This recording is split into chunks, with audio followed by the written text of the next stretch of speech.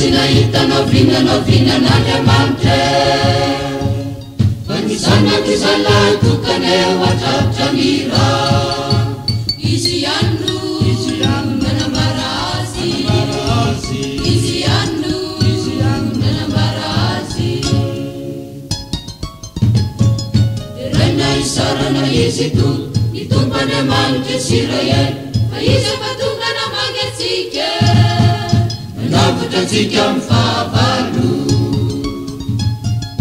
Nanolotra antsika erim-pamonjeny avy amin'ny fianakaviany iray, tena nitafita mpanompo-tiny izany tokony efa nolazainy.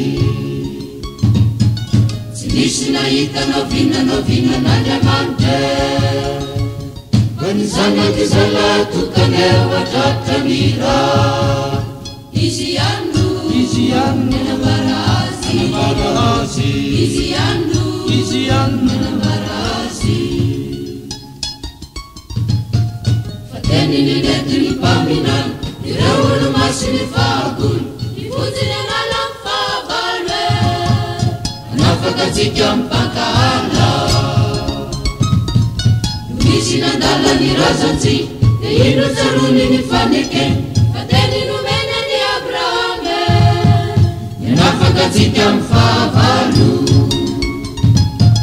Tsy nisy nahita novinan'Andriamanitra fa ny zanaka zalahy tokany eo atratra ny raha. Izy ihany no nanambara azy, izy ihany no nanambara azy.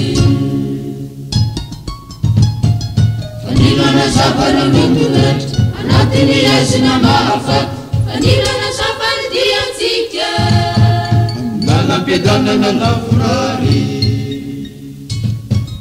Isaori ny ray nanome antsika ny zanany masoandro mpamonjeny, obiny fanany antsona antsika sambaty banjina ny mazava.